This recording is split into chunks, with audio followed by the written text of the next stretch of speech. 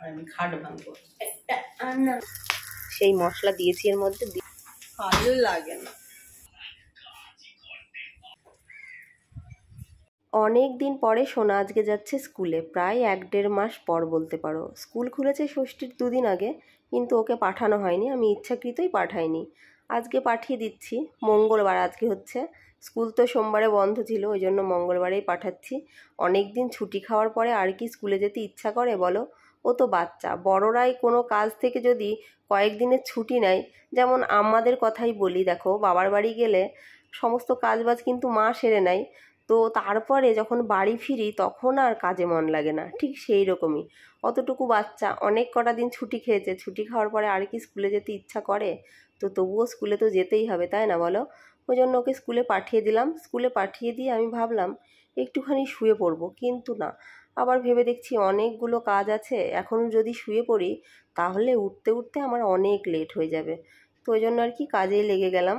এখন 6টা 20 মতো বাজে।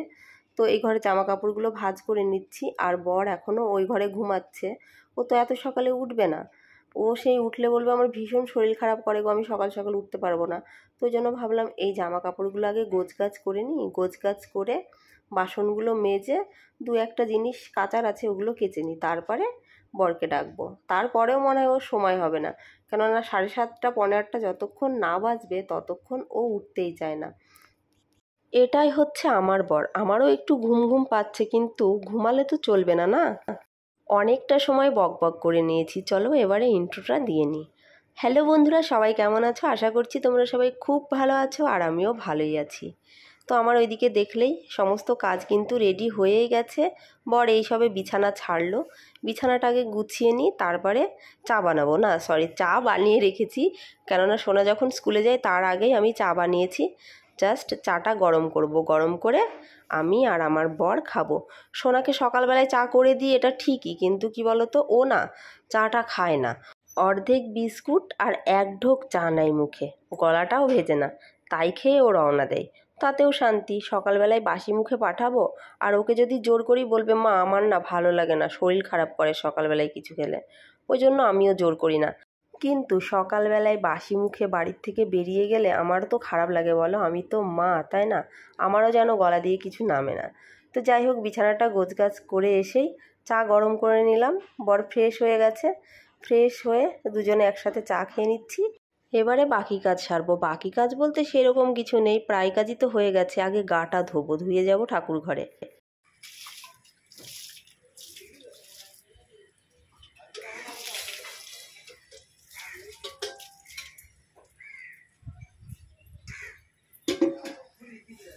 গা ধুয়ে চলে গেছিলাম ঠাকুর ঘরে। ঠাকুর ঘরের কাজ কমপ্লিট করে এসেই তুলসী গাছে জল দিয়ে নিলাম, আর এই গাছগুলোতেও একটু জল দিয়ে নিই, কেননা এখন যদি জল না দিই না, সারাদিনে আর সময়ই হবে না।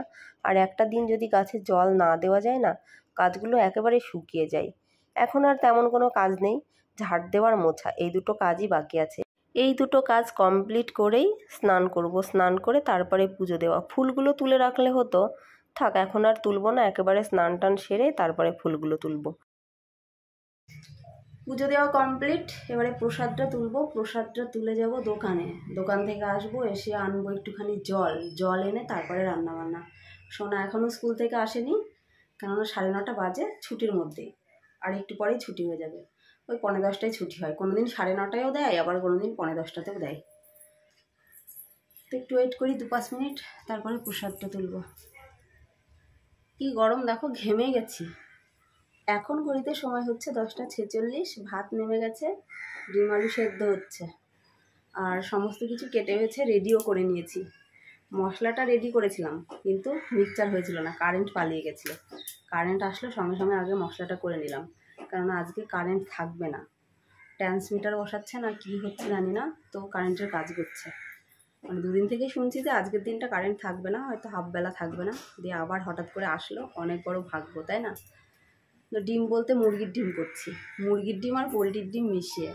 মানে মুরগির ডিম ছিল 4টে রাখা, 3টে দিলাম আর একটা থাকলো, আর 2টো পোলট্রির ডিম ভেজে ঝোলের মধ্যে দিতে বলেছে। আমার বর আবার গোটা ডিম ছাড়া ওই ভেজে যদি ঝোলের মধ্যে দেওয়া যায় ওটা বেশি পছন্দ করে, আর ও বলেও গেছে যে আমার জন্য ভেজে ঝোলের মধ্যে দিয়ে দেওয়া।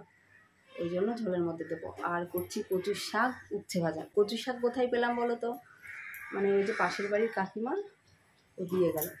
আমি কচুর শাক খেতে ভালোবাসি, ওই জন্য কচুর শাকটা দিয়ে গেল। হেভি খাওয়া হবে আজকে।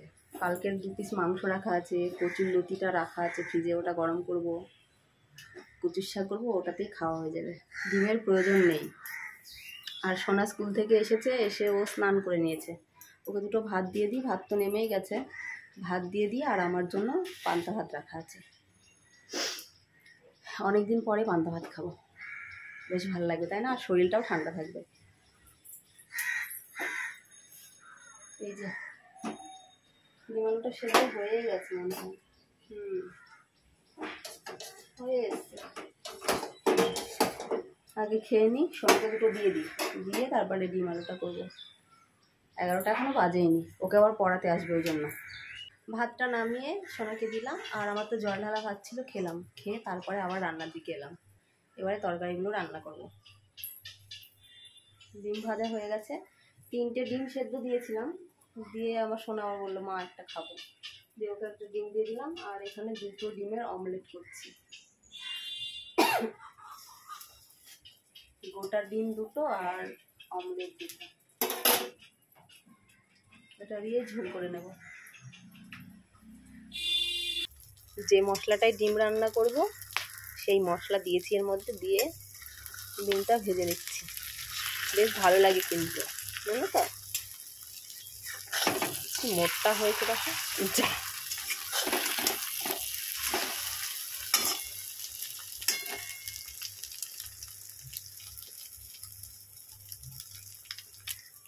তোমার এখনো রান্না হয়নি? কখন রান্না হবে? এই তো 7টা হলেই হয়ে যাবে। আর কতক্ষণ লাগবে? তুই তো খেয়েই গেলি, খেতে পেয়েছে না, আমি বলছি এসির মধ্যে শোবো না, তাই জন্য। রান্নাটাও কমপ্লিট হয়ে গেছে, আর বরও চলে এসেছে খেতে। বরকে ভাত দিয়ে দিয়েছি। আর ওই যে হাঁড়িতে ভাত রয়েছে, কচুর শাক, উচ্ছে ভাজা আর ডিমের ঝোল। একটা মুরগির ডিম দিলাম, আর একটু ভাজা ডিম দিলাম, কেননা ভাজা ডিমটা খেতে তো বেশি ভালোবাসে। ও খেয়ে উঠুক, তারপরে আমি আর সোনা বসবো খেতে। রান্নাটা তো কমপ্লিট করে নিয়েছি, দেখতেই পেলে। রান্না কমপ্লিট করে উঠতে না উঠতেই বর খেতে চলে এলো। খেতে দিলাম, ও খেয়ে চলে গেল আবার কাজে। এবারে আমি একটুখানি খাই। সোনাকে বললাম খেয়ে নে, ও বলছে না খাবো না। ও তো খেয়ে উঠেই পড়তে চলে গেছিলো, বলছে আমার খিদে পাবে, আমি তখন খাবো। কালকেকার কচুর লতি আছে, কচুর লতি দিয়ে আর আজকের কচুর শাক দিয়ে ভাত খাবো। ডিম খাবো না এখন, যদি পরে ইচ্ছা হয় তাহলে ডিম খাবো। খেয়ে থালা দুটো ধুয়ে নেব। বেশি থালা নেই যদিও, রান্না করতে করতেই কিছু বাসনপত্র মেজে নিয়েছি। এখন এই যে এই দুটো খাবো, এই থালা দুটো, কড়াইটা আর বার্নারটা, এই কটা জিনিস আছে, এগুলো মাজবো। আগে খেয়ে উঠি, তারপরে। শরীরটা জানো ঝিমিয়ে গেল। সকাল থেকে বেশ ভালোই লাগছিল, কিন্তু এখন আবার একটুখানি ঝিমিয়ে গেল, কেন কি জানি। তো যাই হোক, খাওয়াটা কমপ্লিট করি। খাওয়াটা কমপ্লিট করে তারপরে কাজগুলো সেরে নিই। জামা কাপড়গুলো মনে হয় শুকিয়ে গেছে, তুলতে হবে। আজকে তো মেঘলা মেঘলা আকাশ, কখনো একটু রোদ হচ্ছে, আবার কখনো রোদ চলে যাচ্ছে, এইরকমই হচ্ছে। কিন্তু গরম আছে। মেঘলা আকাশ হলে হবে কি, গরমটা আছে। মাই তাহলে খাবি না?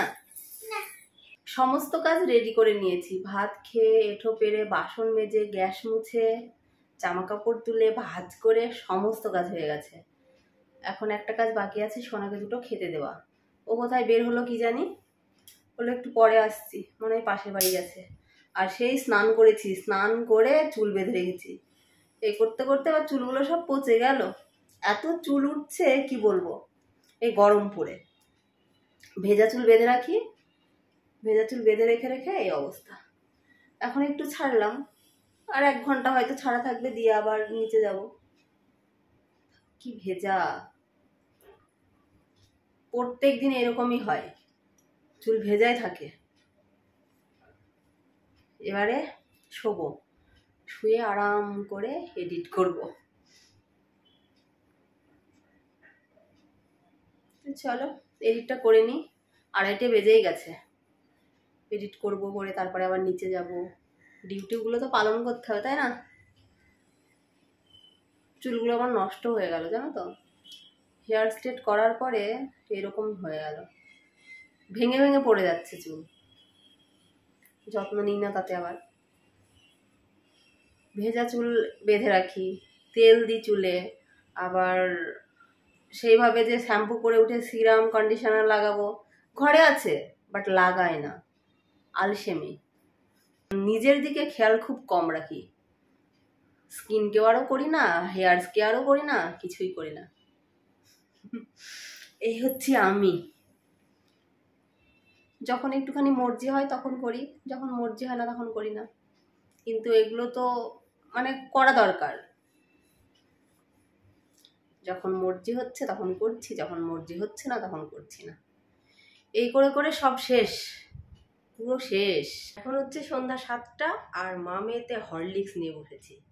আমি অবশ্য অল্প একটু নিয়েছি, কে জল গরম করছে ওই জন্য দুধের মধ্যে অল্প একটু হরলিক্স নিয়েছে। মানে নে নে নে, অল্প গরম করেছি, খেয়ে নে। এই দেখো আমার বাটি, এই দেখো সোনা পড়তে বসে গেছে। ভালোই লাগছে, গ্যাস হয়ে যাবে তাই।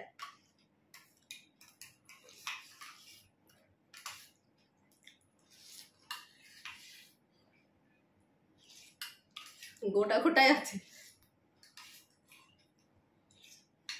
টেস্টি মানে মানি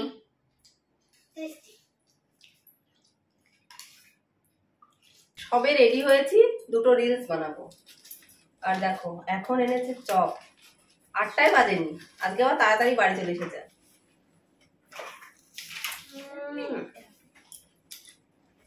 কি লবণ মায়েরি। মানে খাবি না? আবার তুমি এসে দাও, পরে ওটা খাবো। পরে উঠে ও আবার খাবে।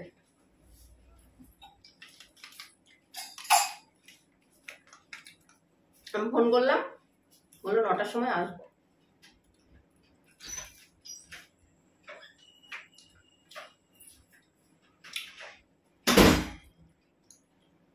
দরজাটা ভেঙে ফেলবে, আমি নিচে খাট ভেঙে ফেলবো, ও দরজাটা ভেঙে ফেলবে। আজকের খাটটা ভাঙবে, আজকে রাতে খাটটা ভাঙবই নেচে নেচে। আমার বর দরজা ভাঙবে আর আমি খাট ভাঙবো। একটা আনা কৃষ্ণটা দেখো না কেন যে বারবার, তুমি একটু জ্বলে নিচে, পুড়ে হায়, তুমি একটু তো চুপ করো, আমাকে মাথা ব্রেন খাটাতে হচ্ছে। কি গরম। এটা মিলাতে হবে।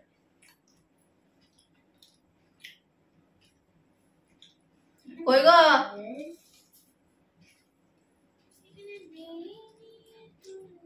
জল খেয়ে নি,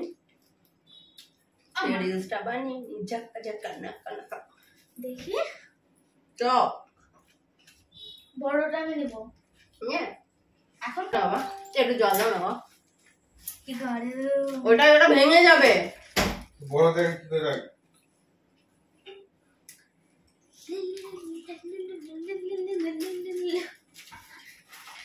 যেমন রেখে আসো, কিরকম দেখবেন যেমন রেখে আসো, একটু লেবু দিয়ে খেয়ে নেবো। যা এখানে থাক, ভিজবে তো না, কিন্তু ভেজে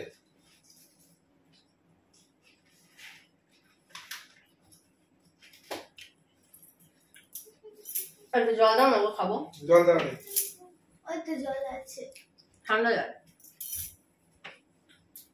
আবার দাম আমি পড়তে হচ্ছে। চপটা কোন নিচে রাখলে কেন?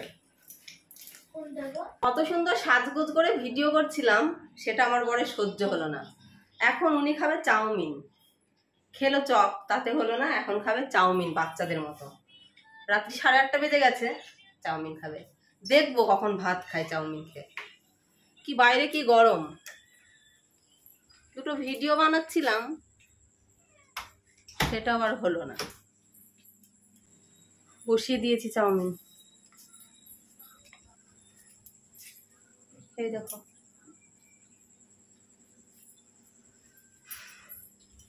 নামিয়ে নি ওটাকে।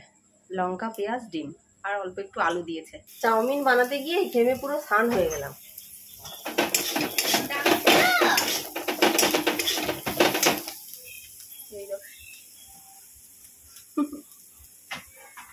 ভালো লাগে না।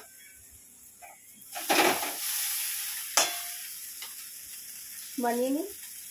চাউমিন বানাতে গিয়ে আমার অবস্থাটা দেখো, ঘেমে পুরো স্নান হয়ে গেলাম। 9টা বেজেই গেছে। দেখছি চাউমিন খেয়ে কখন ভাত খাবে, আমি সেটাও দেখছি। পরিবেশন করছে। দেখি আর 2-একটা রিলস বানিয়ে নি, বানিয়ে নিয়ে তারপরে চেঞ্জ করবো। ভিজে গেলাম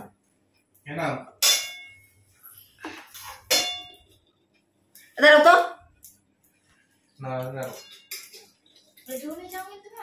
এতটা খাবো না আমি। আরে খাবো না,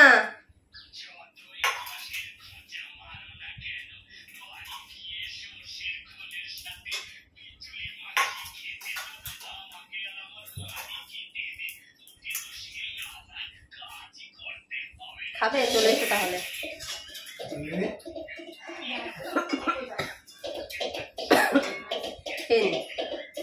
এখন ঘড়িতে সময় হচ্ছে রাত্রি 10টা 10। এবারে শুতে যেতে হবে, অনেক লেট হয়ে গেছে, অনেক লেট। এতটাও লেট হতো না। চাউমিন খেলাম, খাওয়ার পরে মানে 2-একটা রিলস বানিয়েছি, তারপরে কারেন্ট চলে গেছিল। কারেন্ট প্রায় মিনিমাম 20 মিনিট পরে এলো। আবার বোন ফোন করলো, বোনের সাথে কথা বললাম, ওই জন্য এতটা লেট হয়ে গেল। এবারে খাওয়া দাওয়া করবো। ঘর বাড়ির হাল কেমন হয়েছে জানো? ওই ঘরটা তো ছড়িয়ে ছিটিয়ে আছে, আর এই ঘরে খেয়ে দেখো কি হয়ে আছে। এই দেখো, দেখেছ? এবারে চেঞ্জ করব, চেঞ্জ করে শুয়ে যাব। চেঞ্জ করে শুয়ে যাব না, চেঞ্জ করে খাবো। আর কি হয়েছে বলো তো, কি হয়েছে বলো তো, এটা তো লাইটটা জ্বলছে না। একটা স্ট্যান্ড নেবো ভাবছি, এখনো নেওয়া হয়নি। তো ওই জন্যই আর কি বিছানার উপরে ভিডিও করা। তোমরা হয়তো অনেকেই ভাবতে পারো যে বিছানার উপরে কেন ভিডিও বানাচ্ছি, আর নিচে লাইটটা পায় না সেইভাবে।